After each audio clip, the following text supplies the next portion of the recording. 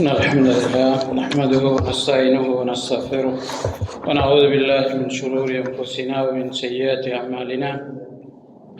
من يهده الله فلا مضل له ومن يضلل فلا هادي له. أشهد أن لا إله إلا الله وأن محمدا عبده ورسوله. أما بعد، يا أيها الذين آمنوا اتقوا الله حق تقاته ولا تموتن إلا وأنتم مسلمون. يا أيها الناس اتقوا ربكم الذي خلقكم من نفس واحدة وخلق منها زوجها وبث منهما رجالا كثيرا ونساء واتقوا الله الذي تساءلون به والأرحام إن الله كان عليكم رقيبا. يا أيها الذين آمنوا اتقوا الله وقولوا قولا سديدا يصلح لكم أعمالكم ويغفر لكم ذنوبكم ومن يطع الله ورسوله فقد فاز فوزا عظيما.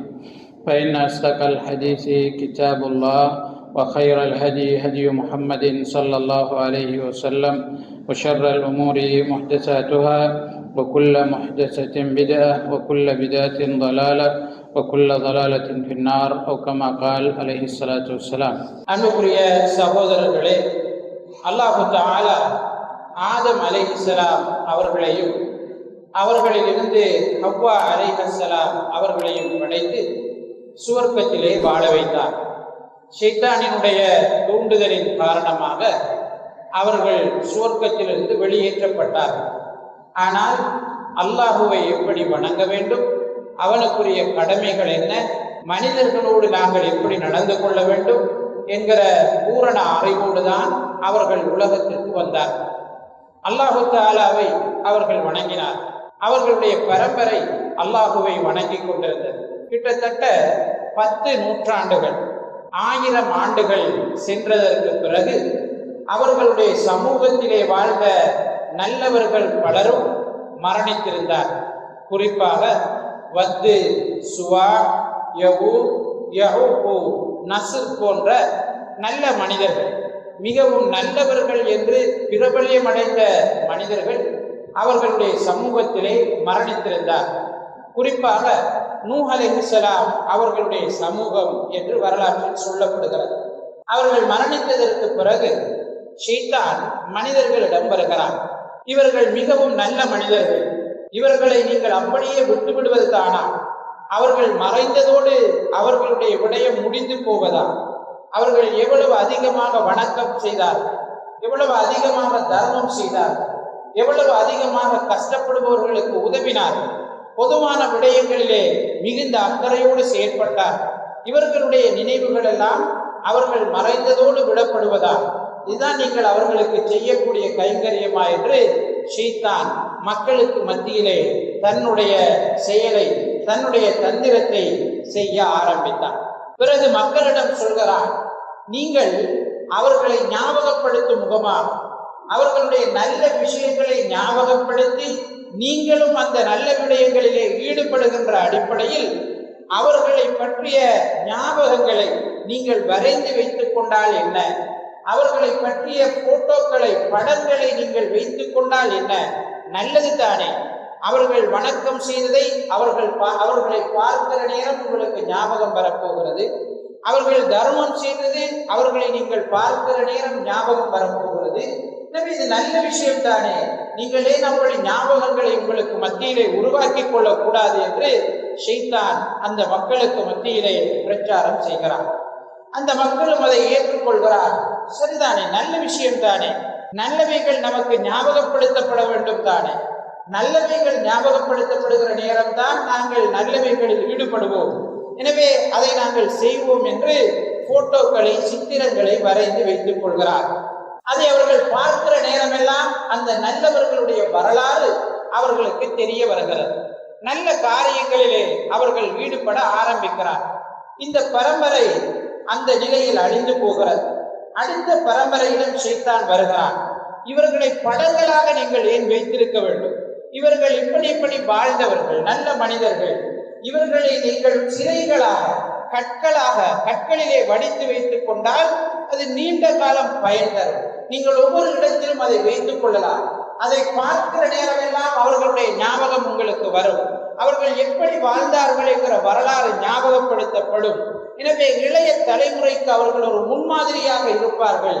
ஏன் நீங்கள் நிரந்தரமான ஒன்றாக இதை வைத்துக் கொள்ளக்கூடாது என்று ஷைத்தான் அந்த மக்களிடம் அடுத்த தந்திர வேலையை மேற்கொள்கிறான். அடுத்து அவனுடைய யுக்தியை கையாளுகிறான். அந்த மக்களும் பார்க்கிறார், ஒரு படமாக இருக்கிறது, ஏன் நாங்கள் இதை சிலையாக வைத்துக் கொள்ளக்கூடாது, கற்களிலே ஏன் இதை வைத்துக் கொள்ளக்கூடாது, அது நிரந்தரமானதாக இருக்கும், எல்லோருக்கும் படிப்பினை தரக்கூடியதாக இருக்கும், நாங்கள் அழிந்து போனாலும் பின்னால் வருகிற ஜெனரேஷன், பின்னால் வருகிற எங்களுடைய இளைய தலைமுறை, எங்களுடைய மூதாதையர்கள் இப்படித்தான் வாழ்ந்தார்கள், எனவே நல்ல அடிப்படையில் நாங்கள் வாழ வேண்டும் என்கிற உணர்வை பெறுவார்கள், எனவே நாங்கள் இதை செய்வோம் என்கிற முடிவுக்கு அவர்கள் வருகிறார். அந்த பரம்பரை அதை செய்கிறது. அவர்கள் அந்த நல்ல வேலைகளில் ஈடுபடுகிறார்கள். பார்க்கிற நேரமெல்லாம் ஞாபகம் வருகிறது. ஷைத்தான் அதை அப்படியே கையாளுகிறான். அந்த பரம்பரை அழிந்து போகிறது. அடுத்த பரம்பரை வருகிறது. ஷைத்தான் அவர்களிடம் வருகிறார். இதோ இருக்கிற சிலைகள், இதோ இருக்கிற உங்களுடைய முன்னோர்கள் பற்றிய ஞாபகத்திற்காக வைக்கப்பட்டிருக்கிற சிலைகள் உங்களுடைய முன்னோர்களிலே வாழ்ந்த நல்ல மனிதர்களுக்குரியது. அவர்கள் அல்லாஹு தஆலாவுடன் மிக நெருக்கமான தொடர்பில் இருந்தார்.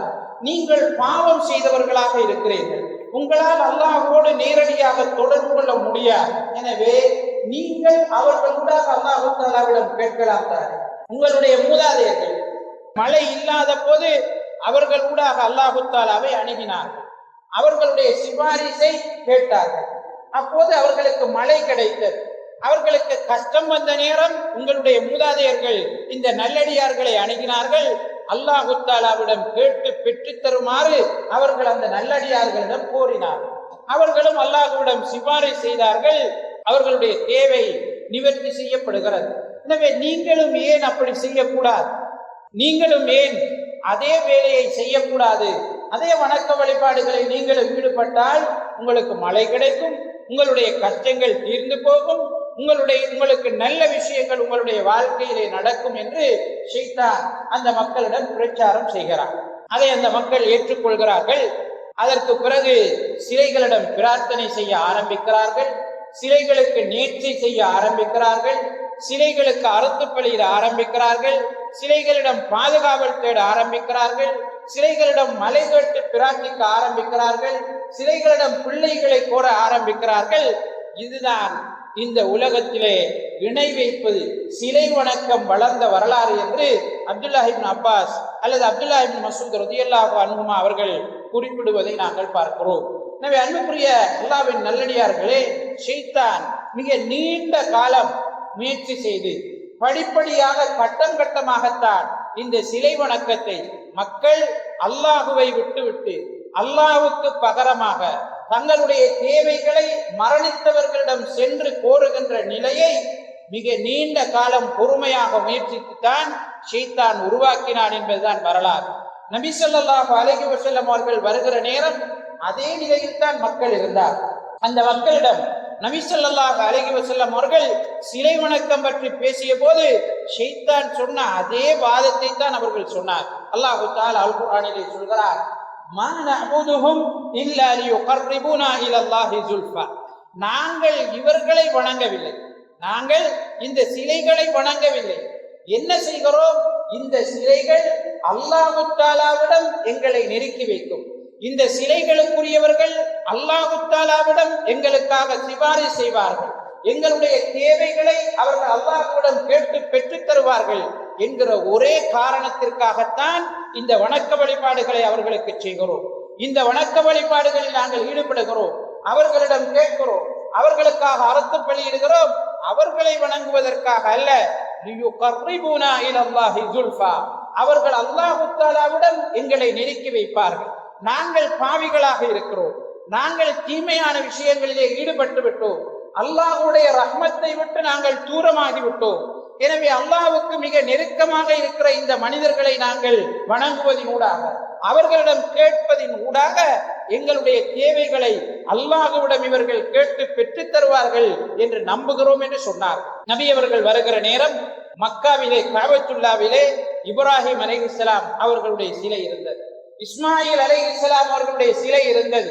மிக நல்ல மனிதர்களுடைய ஆதம் அலைஹிஸ்ஸலாமுடைய பரம்பரையிலே வாழ்ந்த அந்த வத்து, சுவா, யகூது, யஊக்கு, நஸ்ரி என்கிற நல்ல மனிதர்களுடைய சிலைகள், அவர்களை போன்றவர்களுடைய சிலைகள் எல்லாம் காபத்துல்லாவுக்குள்ளே இருந்தது. என்ன காரணத்தை சொல்லி இந்த சமூகத்திலே, இஸ்லாமிய சமூகத்திற்குள்ளே சிலை வணக்கம் ஆரம்பமானதோ, கபர் வணக்கம் ஆரம்பமானதோ, அதே காரணம்தான் கடைசி வரைக்கும் சொல்லப்பட்டது.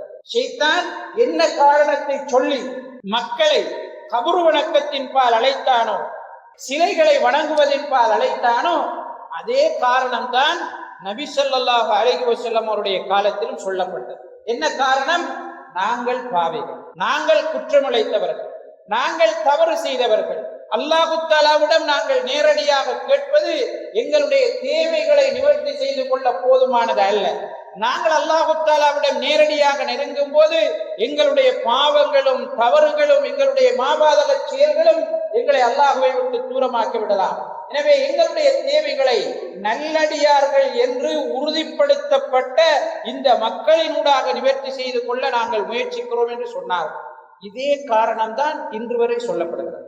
ஏன் நீங்க கபரடிக்கு போறீங்க என்று கேட்டால், ஏன் அல்லாஹ் அல்லாதவருக்காக அறுத்து பலியிடுகிறீர்கள் என்று கேட்டால், அல்லாஹ் அல்லாதவர் மீது ஏன் சத்தியம் செய்கிறீர்கள் என்று கேட்டால், அல்லாஹ் அல்லாதவருக்காக ஏன் நேர்ச்சை செய்கிறீர்கள் என்று கேட்டால், ஆதம் அலைஹிஸ்ஸலாம் அவர்களுடைய பரம்பரையில் ஷைத்தான் மரணித்தவர்களை வணங்குவதற்கு என்ன யுக்தியை, என்ன விஷயத்தை சொல்லிக் கொடுத்தானோ அதே விஷயம் இன்று வரை எந்த மாற்றமும் இல்லாமல் பின்பற்றப்படுவதை பார்க்கிறோம். எனவே அன்புக்குரிய அல்லாஹ்வின் நல்லடியார்களே, இந்த அடிப்படையை நாங்கள் புரிந்து கொள்ள வேண்டும். அல்லாஹு தஆலா மனிதனையும் ஜின்களையும் படைத்து அவர்களை எதற்காக படைத்தேன் என்பதை குர்ஆனிலே சொல்லி காட்டுகிறார். மனிதர்களையும் ஜின்களையும் என்னை வணங்குவதற்காகவே அன்றி நான் படைக்கவில்லை என்று சொல்கிறார். வணக்கம் என்பது அல்லாஹு தஆலா எதையெல்லாம் விரும்புவார், அல்லாஹு தஆலா எதையெல்லாம் பொருந்திக் கொள்வானோ அவை அனைத்தும் வணக்கம் தான். அதில் சிறியவை இருக்கிறது, பெரியவை இருக்கிறது, நாங்கள் அற்பமானது என்று கருதக்கூடியவைகள் இருக்கிறது, அனைத்துமே வணக்கம் தான்.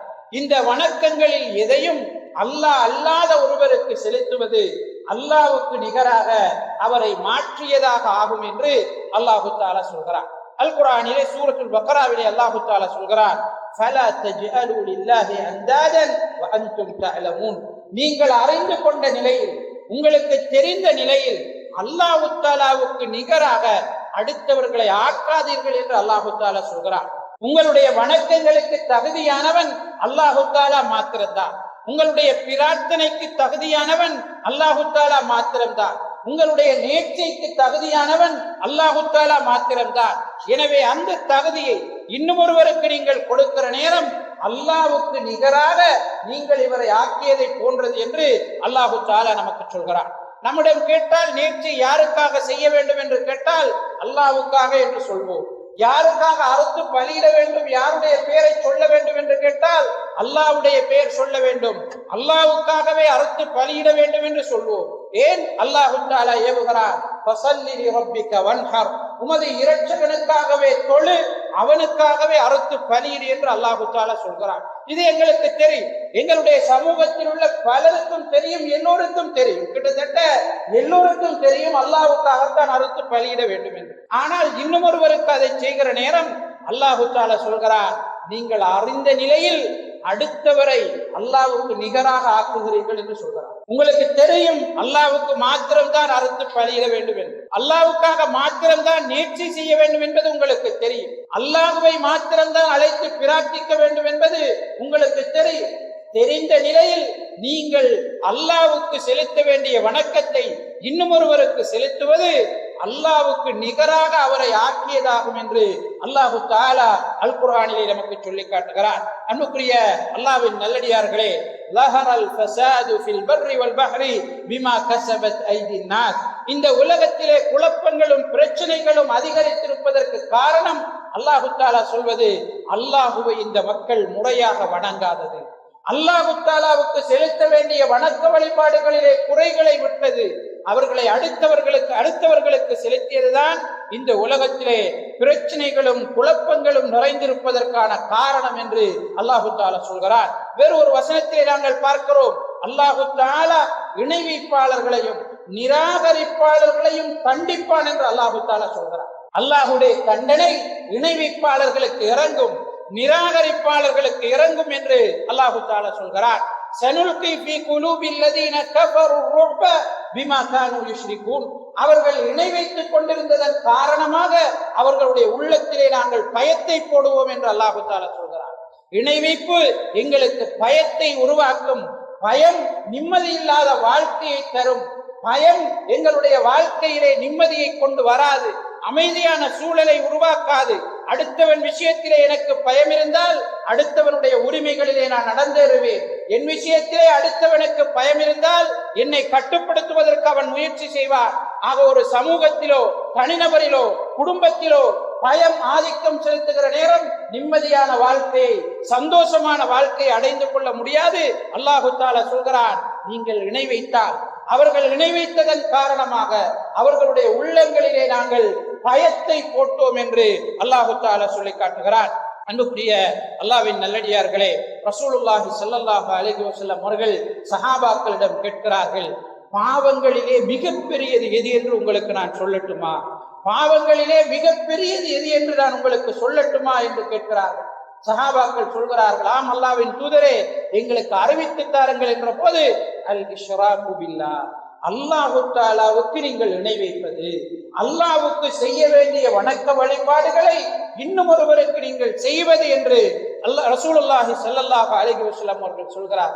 அன்புக்குரிய அல்லாஹ்வின் நல்லடியார்களே, அல்லாஹு தஆலா படைத்தவன் என்பதை சொல்வதற்காக இந்த உலகத்திலே நபிமார்கள் வரவில்லை. அல்லாஹு தஆலா எங்களை பாதுகாக்கிறான் என்பதை சொல்வதற்காக இந்த உலகத்திலே ரசூல்மார்கள் வரவில்லை. எதற்காக வந்தார்கள்?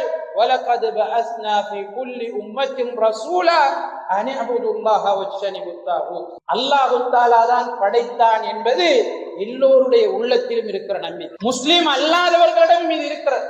அல்லாஹ் தஆலா தான் என்னை படைத்தான், அவன் தான் என்னை பாதுகாக்கிறான், அவன் தான் என்னை அழிப்பான் என்கிற நம்பிக்கை நாஸ்திகர்களிடம் கூட இருக்கிறது.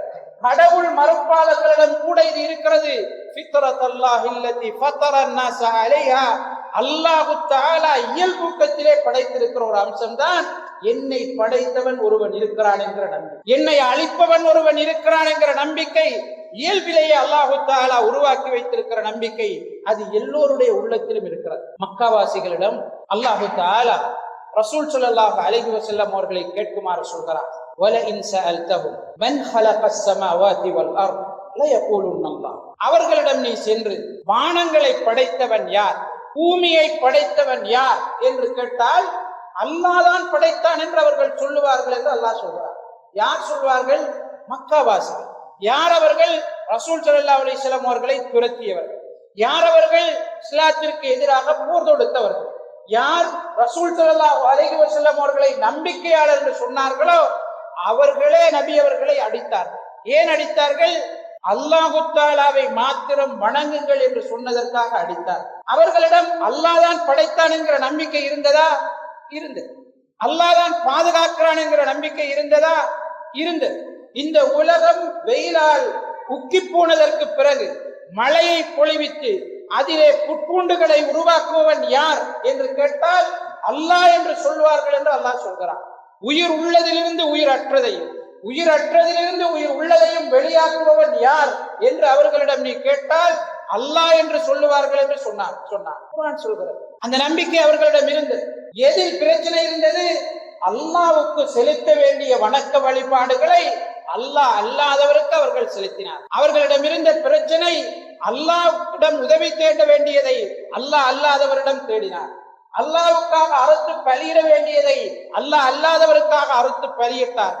அல்லாஹ்வுக்காக நேர்ச்சை செய்ய வேண்டியது அல்லாஹ் அல்லாதவருக்காக நேர்ச்சை செய்தார்.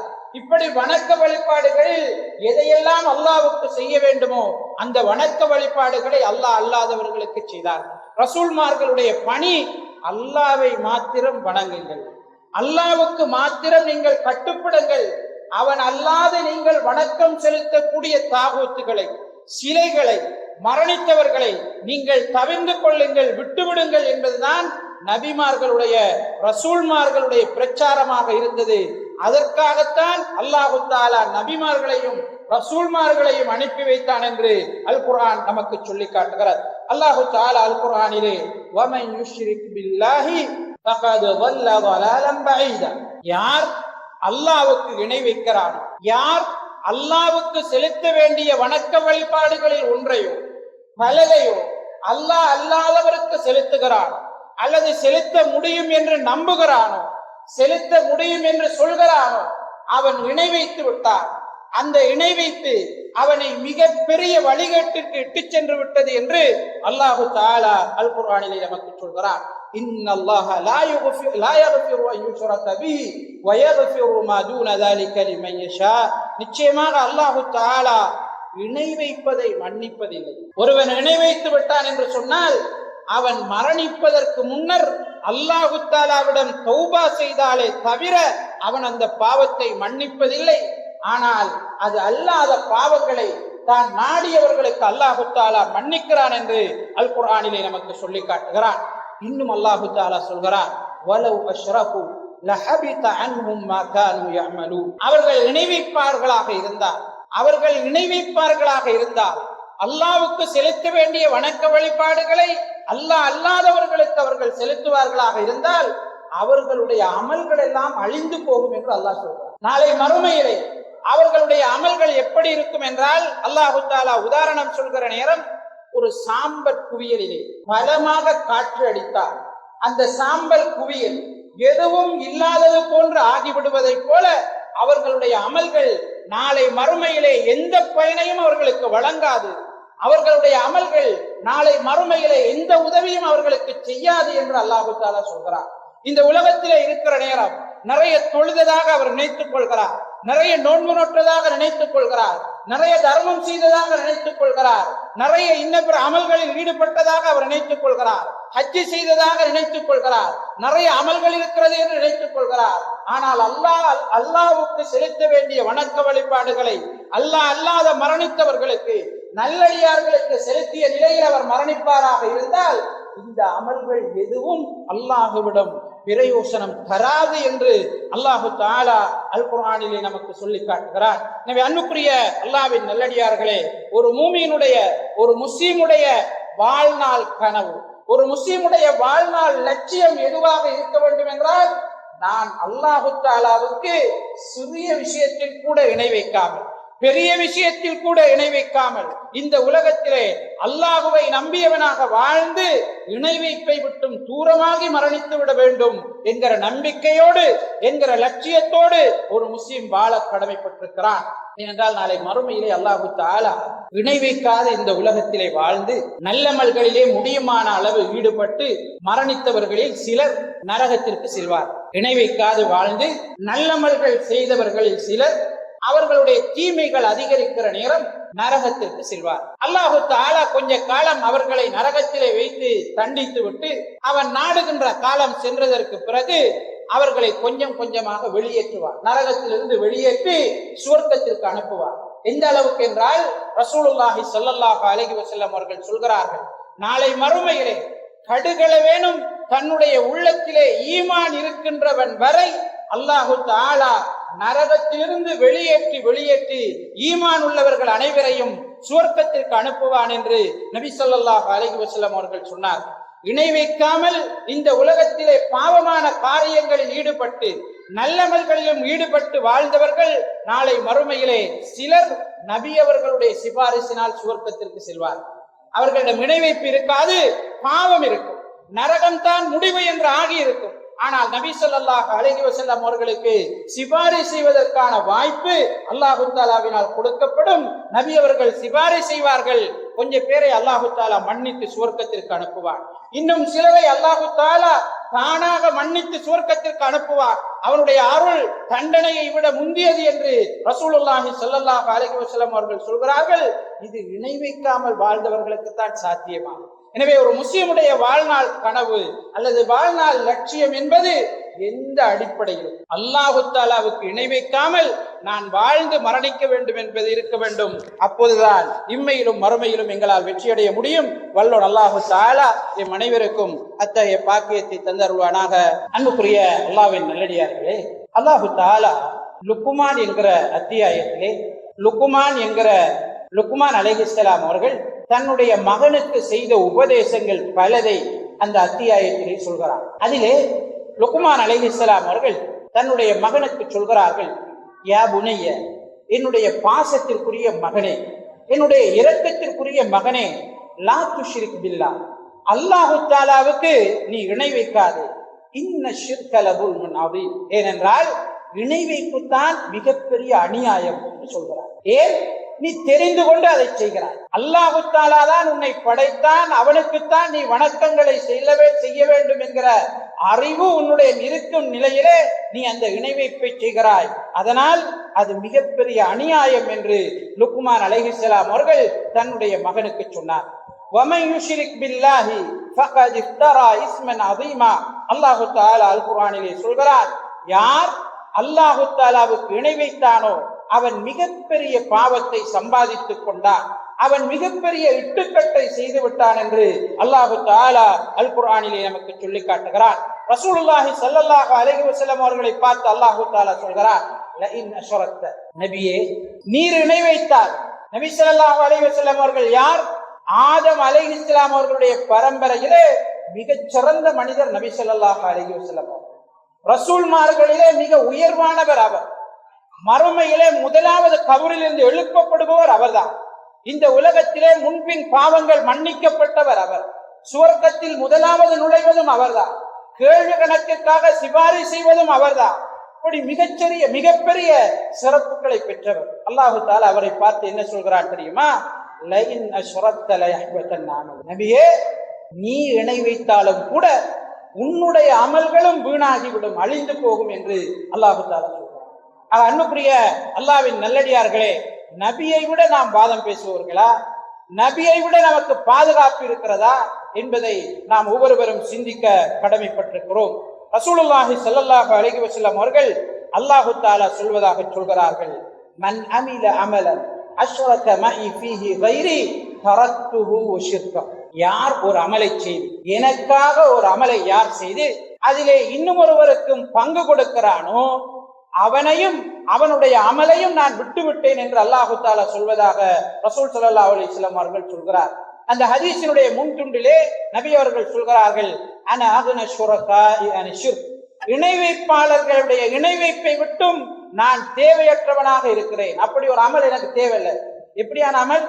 அல்லாஹுக்காக செய்கிறான், ஆனால் இன்னும் ஒருவருக்கு அதிலே பங்கு கொடுக்கிறான். அல்லாஹுக்காக என்று தொழுகிறான், உதாரணமாக அல்லாஹுக்காக என்று தொழுகிறான், அடுத்தவர்கள் பார்க்கிறார்கள் என்பதற்காக அந்த தொழுகையை நீட்டுகிறார், அந்த தொழுகையை அழகுபடுத்துகிறார், அல்லது பர்லத் தொழுகைக்கு பிறகு அடுத்தவர்கள் பார்க்கிறார்கள் என்பதற்காக சுன்னத்தான வணக்க வழிபாடுகளிலே ஈடுபடுகிறார்.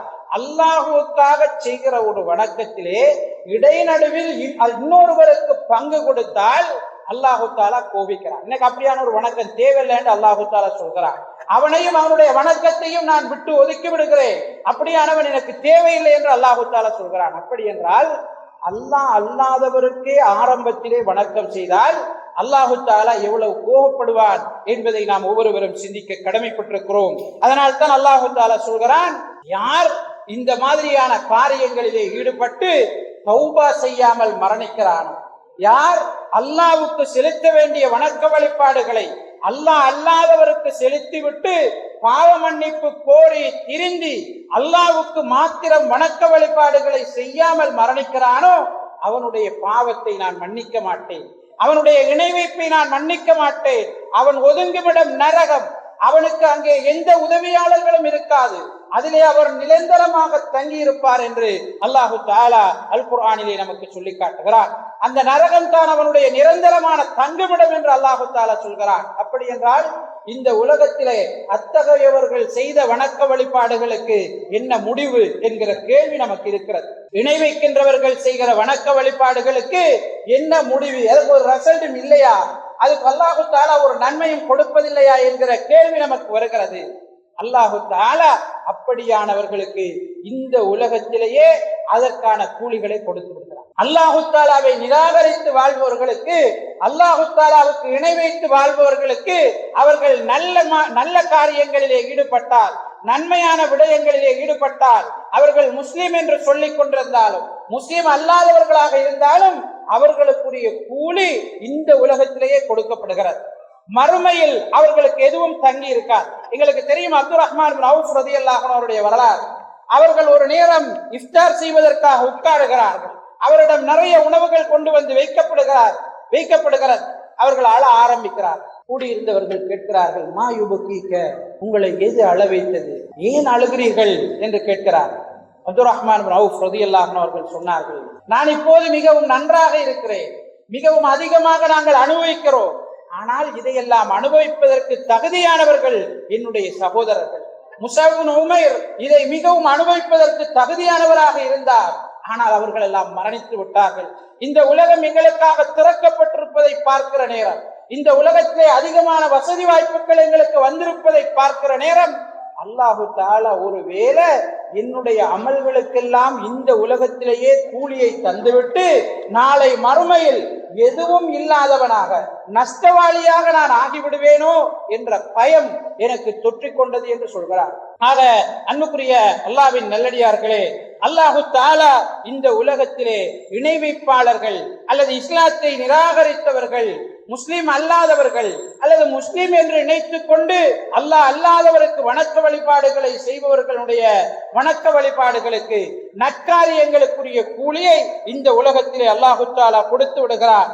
நாளை மறுமையில் அவர்கள் வருகிற நேரம் அவர்களுக்கு எதுவும் மிச்சமாக இருக்காது, தண்டனை மாத்திரம் காத்திருக்கும் என்பதை அல் குர்ஆனும் அஸ்-சுன்னாவும் எங்களுக்கு சொல்லி காட்டுகிறது. அல்லாஹு தஆலா அல் குர்ஆனிலே சொல்கிறார், யார் அல்லாஹ்வுக்கு இணை வைக்கிறார்களோ, அல்லாஹ் அல்லாதவர்களை நம்பி யார் வாழுகிறார்களோ அவர்களுடைய வாழ்க்கை எப்படி இருக்கும் என்று அல்லாஹு தஆலா எங்களுக்கு படம் பிடித்து காட்டுகிறான். குர்ஆனில் அல்லாஹு தஆலா சொல்கிறான், வானத்தில் இருந்து எந்த பாதுகாப்பு ஏற்பாடும் இல்லாம ஒரு ஆளை தள்ளி விட்டார், கிடக்கிற பறவைகள், பசித்த மிருகங்கள் எல்லாம், பறவைகள் எல்லாம் எப்படி அந்த ஆளை கொத்தி நம்ம ஒரு துண்டை எடுத்துக்கொள்ள வேண்டும் என்று முயற்சி செய்யுமோ, எப்படி அவர் பாதுகாப்பற்ற நிலையிலே, நிம்மதியற்ற நிலையிலே, குழம்பிய நிலையிலே, கவலைகளோடு அங்கிருந்து விழுவாரோ, கஷ்டங்களை அனுபவிப்பாரோ, அது மாதிரி தான் அல்லாஹ் அல்லாதவருக்கு இணை வைத்தவருடைய வாழ்க்கை இருக்கும் என்று அல்லாஹு தஆலா அல் குர்ஆனிலே நமக்கு சொல்லி காட்டுகிறார். வெளிப்படையிலே பார்ப்பதற்கு நல்லதை போன்று தெரிந்தாலும் அவருடைய உள்வாழ்க்கையிலே நிம்மதி இருக்காது.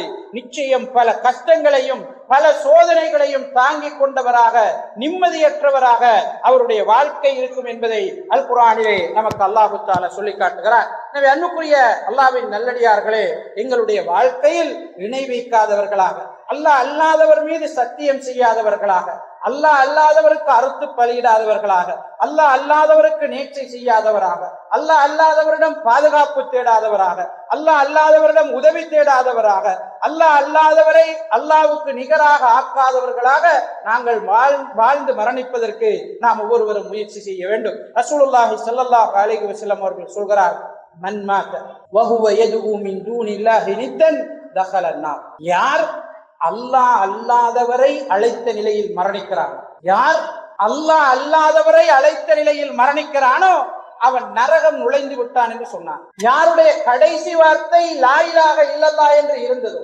அல்லாஹுவை மாத்திரம் நான் நம்புகிறேன், அவனே வணங்கப்படுவதற்கு தகுதியான ஒரே கடவுள் என்கிற நம்பிக்கையோடு யார் மரணித்தானோ தகலல் ஜன்னா, அவன் சுவர்க்கம் நுழைவார். அதற்கு நேர் எதிராக அல்லாஹ் அல்லாதவரை அழைத்த நிலையில் யார் மரணித்தானோ அவன் நரகம் நுழைவான் என்று ரசூலுல்லாஹி ஸல்லல்லாஹு அலைஹி வஸல்லம் அவர்கள் சொன்னார்கள்.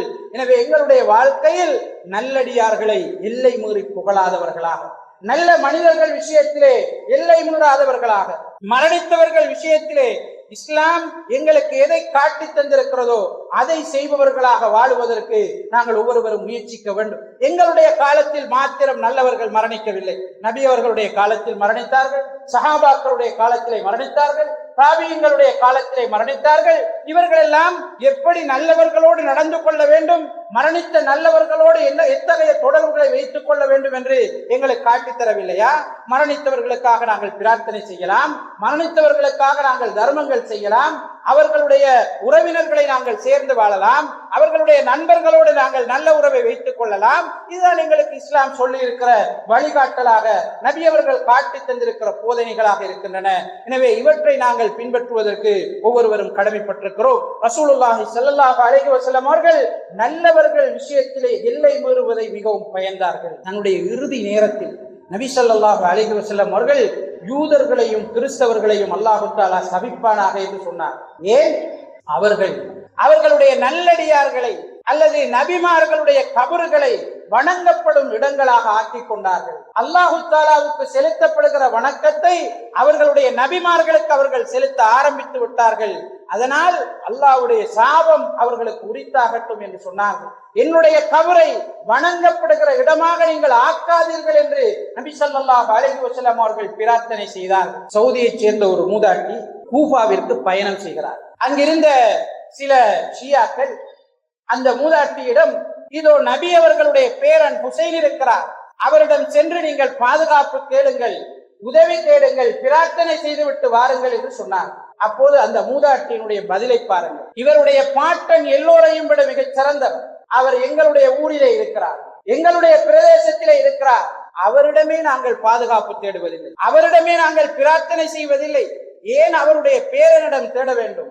நாங்கள் எல்லோரும் அல்லாஹு தஆலாவிடம் பாதுகாவல் தேட வேண்டியவர்கள், அல்லாஹு தஆலாவிடம் பிரார்த்தனை செய்ய வேண்டியவர்கள் என்று அவர்களுக்கு கற்றுக் கொடுத்ததை வரலாற்றிலே நாங்கள் பார்க்கிறோம். எனவே அன்புக்குரிய அல்லாஹ்வின் நல்லடியார்களே, அல்லாஹு தஆலா நம் அனைவரையும் தூய கலிமாவை ஏற்றுக்கொண்டவர்களாக, அதை முறிக்கக்கூடிய காரியங்களில் இருந்து தூரமாகி வாழ்ந்தவர்களாக வாழ்ந்து மரணிப்பதற்கு எம் அனைவருக்கும் அருள் செய்வானாக.